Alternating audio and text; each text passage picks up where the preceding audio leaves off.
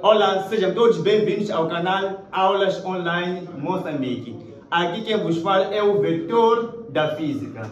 Hoje faremos uma coisa muito interessante.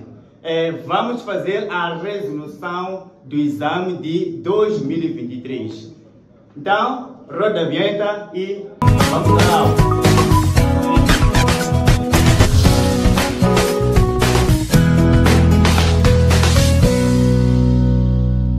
Então, no primeiro exercício, tinha a seguinte questão. A luz é uma... Então, tinha que responder se é uma onda mecânica, sonora, gravitacional, longitudinal ou eletromagnética. Certamente você já ouviu falar das ondas eletromagnéticas, que são, saber, raios gama, raios X, ultravioleta, luz visível, infravermelho, micro-ondas e ondas de rádio. Portanto, aqui a luz visível, né, é uma onda eletromagnética. A opção correta é B. Então, no número 42, você tinha a seguinte questão. Em uma antena de transmissão, eletrões vibram a uma frequência de 3 vezes 10 elevado a 6 Hz. Esta é a frequência de vibração dessas ondas. A pergunta aqui pedia para localizar mais ou menos a frequência relacionada com esta banda aqui. Para nós definirmos a frequência associada a esta banda, vamos notar o seguinte, que esta banda está organizada em termos de comprimento de onda. Então, nós aqui temos que converter a frequência em comprimento de onda. Logo, você sabe que o comprimento de onda vezes a frequência é igual à velocidade da luz. Daqui, terá que a lambda é igual a C sobre a frequência. O C corresponde a 3 vezes 10 elevado a 8 metros por segundos. E a frequência já está no SI, correspondendo a 3 vezes 10 elevado a 6 Hz. Daí, pode-se simplificar o 3 com 3. Pelas regras de potenciação, você terá aqui 10 elevado a 8 menos 6. Mesma base, com expoentes diferentes, mantém a base e subtrai os expoentes na divisão. Então, isto vai corresponder a 10 elevado a 2 metros. Olhando para este comprimento de onda, podemos ver que corresponde às ondas de rádio, pois elas partem de 10 elevado a 0 até 10 elevado a 4. Assim, a opção correta aqui é D, ondas de rádio. Agora temos aqui o número 43, que dizia o seguinte. Uma barra de ferro de massa de 4 kg é exposta a uma fonte de calor e tem sua temperatura de 30 graus Celsius para 150 graus Celsius. Ok? Sendo o calor específico do ferro correspondente a 0,119 calorias por grama vezes graus centígrados. A quantidade de calor recebida pela barra é aproximadamente... Então, uma das coisas que aqui devo já cautelar é a questão das unidades. Repare no seguinte, o calor específico está em calorias por grama vezes graus centígrados. Logo, há que fazer um check-out nas unidades seguintes. Aqui tem a temperatura, bate. Temperatura também bate. No entanto, a massa está em quilogramas. Logo, temos que passar para... acertou, gramas, isso aí mesmo. Então, vai ser 4 vezes. 1 quilograma corresponde a miligramas. Assim, a massa vai ser igual a 4 miligramas. Então, uma vez que você já uniformizou as unidades, pode calcular o calor. Você sabe que a taxa de transferência de calor é igual a massa vezes calor específico vezes a variação da temperatura. Muito bem.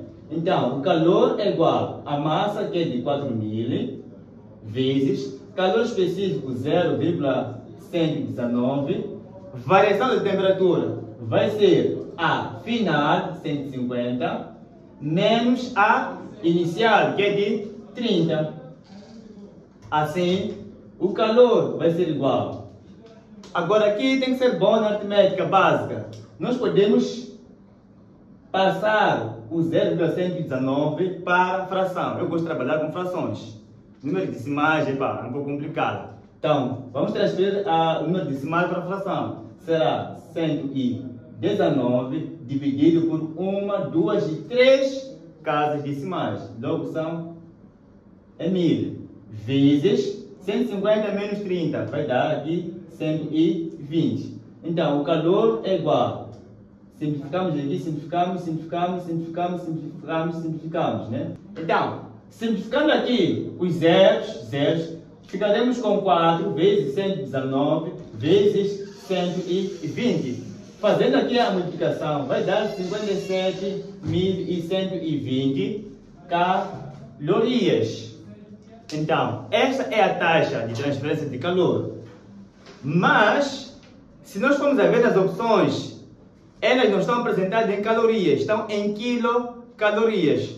Logo, podemos aqui fazer 57.120 dividimos por 1000 quilocalorias, né?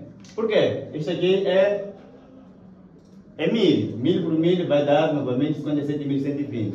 Então, efetuando a divisão, a taxa de transferência de calor corresponde a 57,12 quilocalorias. Logo, a opção que aqui deveria escolher é a B. Número 44, tínhamos uma questão aqui teórica. Dizia o seguinte: as atividades produtivas são importantes fatores que interferem diretamente na ocorrência do efeito estufa. No que toca à energia, pode-se afirmar que o efeito estufa está diretamente relacionado à produção energética por meio de... Bom, certamente já ouviu falar do efeito estufa. Então, esse efeito acaba agindo negativamente se emitirem os chamados gases do efeito estufa. Estamos a falar, por exemplo, do CO2, estamos a falar do CH4, que é o metano, e os demais gases. Então, se essa camada de estufa tiver uma grande quantidade desses gases, automaticamente teremos o que nós chamamos de aquecimento global. Então, certamente, a opção correta que deve seguir é a C. Se nós formos a queimar o combustível, por exemplo, do petróleo, vai se agravar a concentração dos gases de estufa. Associado a isso, podemos aqui analisar cada opção para melhor definir qual é a correta. Nas usinas hidroelétricas, aqui não temos a emissão desses gases de efeito de estufa, mas, indo mais para baixo, nas instalações nucleares, também os elementos lá usados não interferem nada nos gases de estufa. Indo para C, aqui sim, fontes renováveis, falando de painel solar, água, etc. Esses não afetam no efeito de estufa. Produção de biomassa. Aqui, muitos podiam confundir a produção com a queima. São coisas diferentes. Se nós formos a confundir a produção de biomassa com a queima, nós caímos no erro. A queima, sim, é que vai ocasionar a emissão dos gases de efeito de estufa. A produção em si, não. Cortar as árvores, capim, etc. Isso não tem nada a ver com a diminuição ou aumento nesse efeito. Então, aqui, logicamente, a opção que devia escolher é a C. Agora, vamos ao exercício número 45. O que é que dizia este exercício? Antares é uma estrela gigante luminosa, com temperatura da superfície aproximadamente de 3000 kelvins. Com a ajuda da lei de Vian, avalie a cor mais provável dessa estrela. Então, aqui são apresentadas as cores amarela, azul, laranja, violeta e vermelha. Então, certamente você sabe que o espectro da luz visível está organizado de acordo com o comprimento de onda, sendo que o menor comprimento corresponde à luz violeta. Neste caso, equivale a 400 nanômetros. E a mais brilhante aqui equivale a 600 nanômetros, correspondente à vermelha. Mas como que nós aqui vamos inferir que é violeta ou vermelho ou uma dessas cores aqui? Temos que calcular como o comprimento de onda máximo é igual a B sobre a temperatura. E o B, aproximando, corresponde a 3 vezes 10 elevado a menos 3. E a temperatura aqui sugerida corresponde a 3000 Kelvin. Aqui não precisamos de transformar nada, porque tudo está no sistema internacional. No entanto, para fazer aqui a divisão, temos que passar este número aqui para a notação científica. Como? Aqui teríamos 3 vezes 10 elevado a menos 3. O 3000 corresponde a 3 vezes 10 elevado a 3. É a passagem para a notação científica. Então, 3 de 3 vai, que significa, logo no onda máximo corresponde a 10 elevado a quê? A menos 3. O 3 passa para cima, vai ficar negativo. Então, lambda máximo corresponde a 10 elevado a menos 6 metros. Mas a banda aqui apresentada está em nanômetros. Então, temos que colocar em nanômetros. O comprimento está em metros. Assim, o comprimento da onda máximo é igual a 10 elevado a menos 6. Multiplicamos por 10 elevado a 9 nanômetros. Assim é feita a conversão.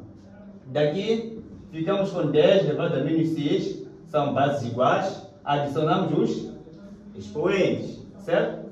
Então, temos aqui 10 elevado a 3. 10 elevado a 3 nanômetros. Para a notação normal, podemos colocar aqui 1000 nanômetros. Agora, olhando 1000 nanômetros e o espectro aqui apresentado, podemos ver que é a vermelha, pois é da parte de 700 em diante. Assim, a opção correta é a E. Agora vamos ao número 46. Considera um corpo negro que está a irradiar uma quantidade de energia por unidade de tempo e por unidade de área igual a 200 watts. E a constante de Stefan Boltzmann é igual a, vocês certamente conhecem a constante. Qual é aproximadamente a temperatura em graus Celsius a que o corpo se encontra? Então, de acordo com a lei de Stefan Boltzmann, sabe que a emissividade é igual a sigma vezes a temperatura à quarta. Mas também sabe que a emissividade é a energia sobre a variação do tempo e vezes aqui a área. A energia sobre a variação do tempo te vai dar o que é a potência. A potência está em watts e a área está em metros quadrados. Assim, houve uma formulação do problema. Aqui temos 200 watts. Então, esse 200 watts não está correto. Deveria ser 200 watts por metros quadrados. E também o número 200 watts não nos permite que a gente calcule a temperatura. A temperatura seria a raiz quarta de emissividade sobre sigma. Vamos supor que estamos a trabalhar com 200 watts, né? Seja correto a unidade. Teremos a temperatura igual a raiz quarta de 200 dividido por 5,67 vezes 10 elevado a menos 8, que é a constante de Stefan Boltzmann. Aqui nós poderíamos dizer que a temperatura é igual a raiz quarta de 200 a dividir por 5,67. Isso é igual a 35,27 vezes 10 elevado a 10 elevado a menos 8 para cima. Vai ficar o quê? 8, exatamente. Então, a temperatura é igual a raiz quarta. Então, não existe uma raiz perfeita, raiz quarta desse valor aqui, que seja perfeita. Logo, aqui terias o desafio da máquina. E no exame de admissão não te permite ir com a máquina. Então, aqui houve problemas tanto na unidade e o valor que aí propuseram não nos permite ter uma raiz quarta que seja perfeita. Logo, encontrei problemas neste número. trabalhei com esta raiz quarta, 35,27. Até podemos simplificar aqui o 4 com 8, vai dar 10 elevado a 2. Né? 8 dividido por 4 dá 10 elevado a 2. Então a temperatura vai ser igual. Calculando aqui a raiz quarta de 35,27 corresponde a 2,44 mais ou menos, vezes 10 elevado a 2, que é 100. Logo a temperatura vai ser 244 Kelvin. Mas aqui queriam a temperatura em Celsius. Então teremos o seguinte: a temperatura em Kelvin sabe que é igual a TC mais 273. Logo TC é TK menos 273. Assim, TK 244 menos 273 corresponde a menos 29 graus centígrados. Então, se os dados já estivessem corretos, né, de acordo com o que nós aqui comentamos, a opção correta aqui seria a A. Você tinha menos 29. Né? Então, era só esse pequeno detalhe que eu não concordei. Mas, se houvesse certificação, nós teríamos esta opção correta. Então, pessoal, tínhamos aqui o número 47, né? Dizia o seguinte: um estudo do espectro de radiação solar mostra que a radiação máxima corresponde a um comprimento de onda de 500 nanômetros, ok? Qual é a intensidade total da radiação emitida pelo Sol, considerando a estrela como um corpo negro? Muito bem. Você bem sabe que a emissividade é igual à constante de Stefan Boltzmann vezes a quarta potência da temperatura. Então, aqui temos temperatura, vou sublinhar, temperatura, não temos o comprimento de onda. Mas existe uma relação entre o comprimento de onda e temperatura, através da lei de Wian, onde temos que a temperatura vezes o comprimento de onda é igual a B, que é constante. Assim, a temperatura vai ser igual a B sobre o comprimento de onda. B corresponde a mais ou menos 3 vezes 10 elevado a menos 3 metros vezes Kelvin. O comprimento de onda, se nós formos aqui a anotar, está em nanômetros. Temos que converter para metros. Assim, teremos que 500 vezes nano equivale a 10 elevado a menos 9. Aqui temos metros. Metros e metros cancelamos. Teremos que a temperatura será igual a 3 vezes 10 elevado a menos 3 sobre... Aqui podemos passar para a notação científica. Fica 5 vezes 10 elevado a menos 7. Menos 7 por quê? Aqui é 10 elevado a 2. 2 menos 9 vai dar menos 7. Ok. 3 dividido por 5 vai nos dar aqui 0,6 vezes 10. Regra de potenciação. Mantemos a base e subtraímos os expoentes. Então teremos aqui menos 3. Este passa para cima, vai ficar mais 7. A temperatura será igual a 6 vezes 10 elevado a 3. Kelvin. Muito bem. Temos aqui a temperatura em Kelvin. Podemos finalmente encontrar a emissividade. A emissividade será igual a 5,67 vezes 10 elevado a menos 8, a constante de Stefan Boltzmann, vezes a temperatura que é 6 vezes 10 elevado a 3, elevado a 4. Ok, podemos aqui fazer 6 elevado a 4. 6 elevado a 4 vai nos dar mais ou menos 12,96, né? Vezes 10 elevado a menos 8. Aqui a potência de uma potência, 3 vezes 4 nos vai dar 10 elevado a 12. Nós podemos agrupar as potências de base 10. No entanto, aqui nós podemos operar 5,67 por este valor aqui. Fazendo esta operação, temos aproximadamente 7.348 vezes, mantemos a base e agrupamos os expoentes. Neste caso, somamos. Tratamos de multiplicação. Agora, temos aqui 7.348 vezes 10 elevado a 4. Passando para a notação científica, podemos ter aqui 7,348 vezes 10 elevado a 7 watts por metro ao quadrado. Agora, essa questão, mais uma vez, em rigor, nenhuma das opções está correta. Pois aí temos valores muito ínfimos. Estamos a falar de A que é 50, B 52, 6, 64, 10, 71, 77. São valores muito ínfimos relativamente aqui à resposta correta. Então, eu penso que essa questão aqui foi anulada também. 48. Objetos a diferentes temperaturas emitem espectros de radiação eletromagnética que possuem picos em diferentes comprimentos de onda. Ok? A figura ao lado apresenta as curvas de intensidade de emissão por comprimento de onda para 3 estrelas conhecidas. Né? Temos Spica, da constelação de Virgem, Nosso Sol e Antares, da constelação do Escorpião. Ok? Escorpião, será que é aquele que conhecemos? Ok, continuando. Com base nas leis de Vian e Stefan Boltzmann, analise as seguintes afirmações sobre as estrelas mencionadas e diga quais são corretas. Muito bem. A primeira afirmação que você tem aí, Spica é a mais brilhante das três. Como que devemos saber que essa estrela é mais brilhante com base nesta figura? Ok. Disseram aí para usar a lei de Vian e de Stefan Boltzmann.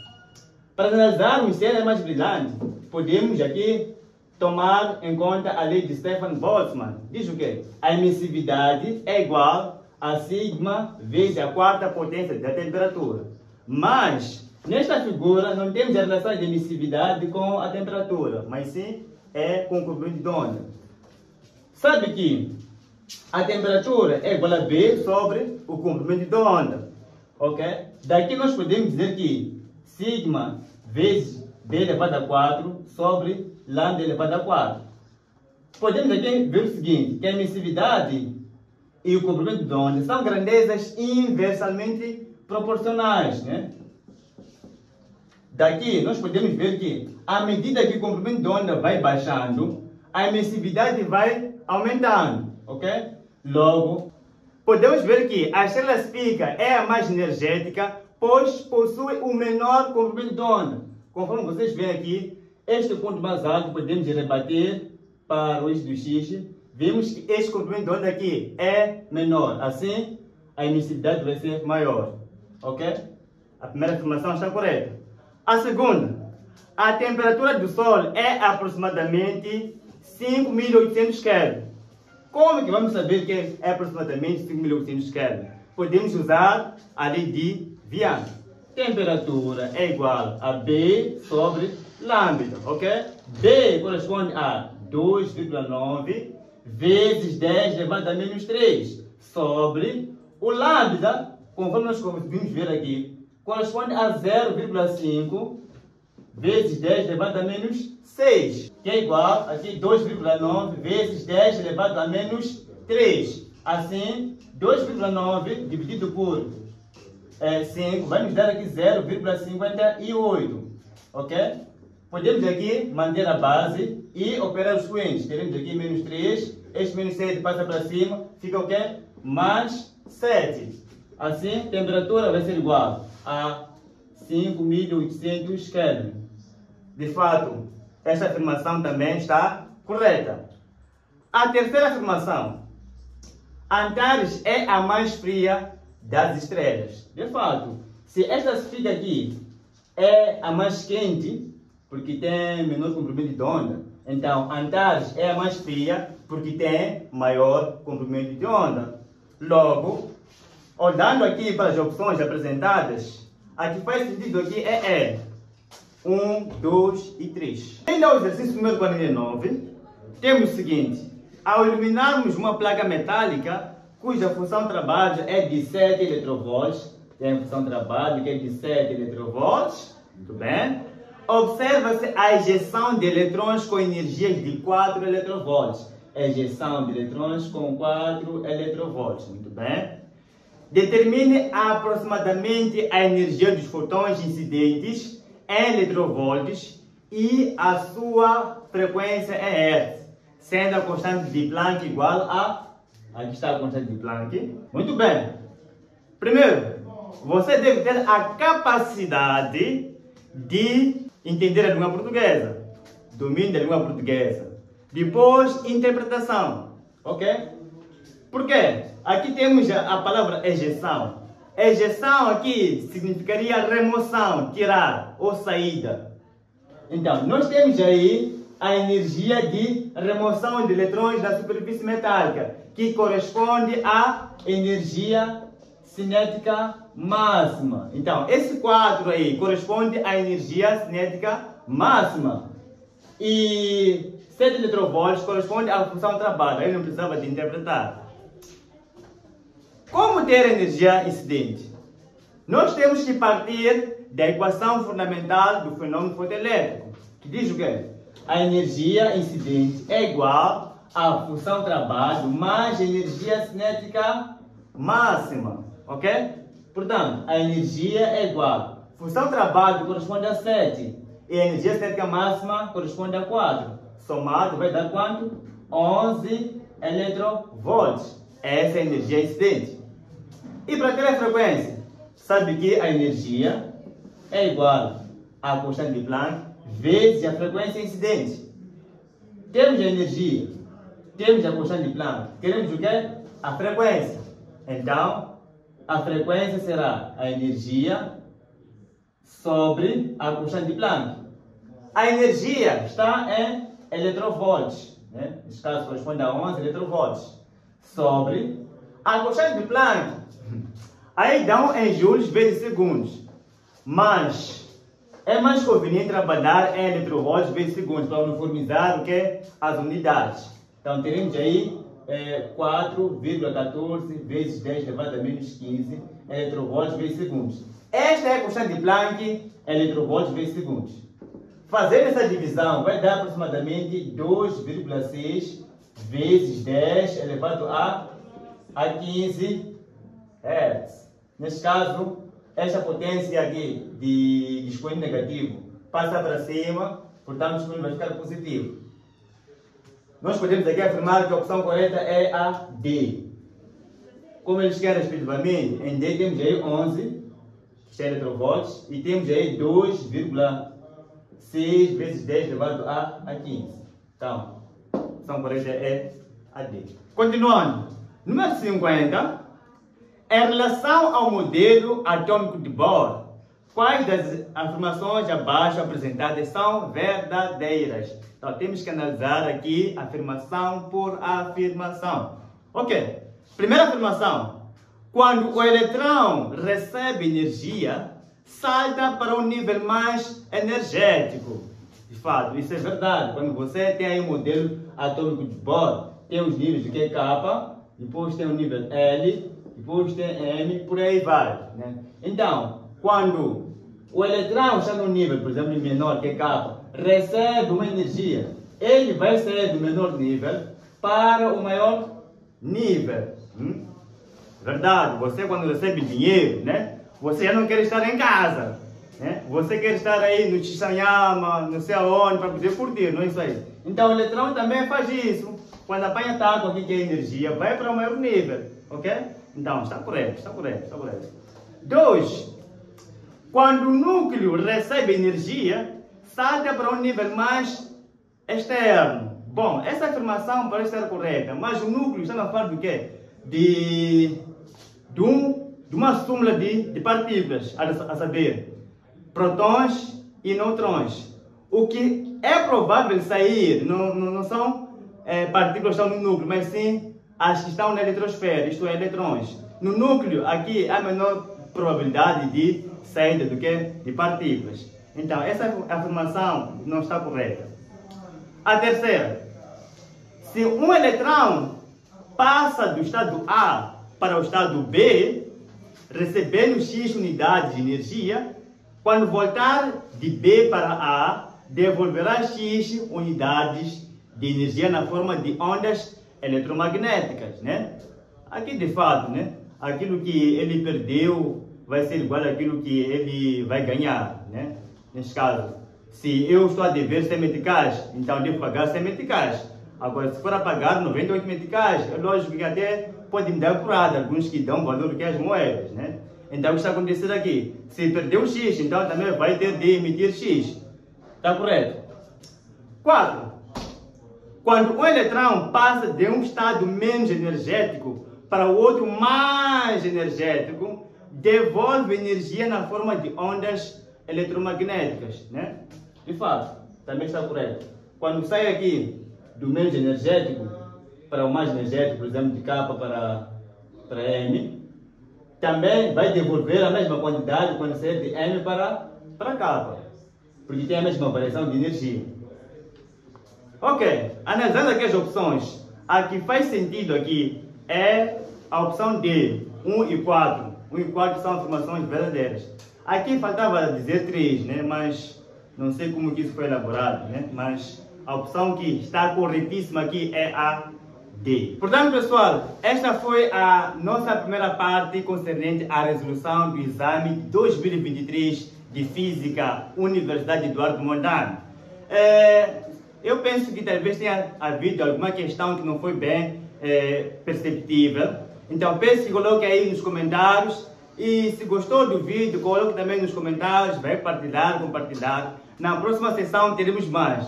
Próxima sessão, isso vai aquecer. Digo aí, você vai amar. Então, aquele abraço para o canal. Até a próxima.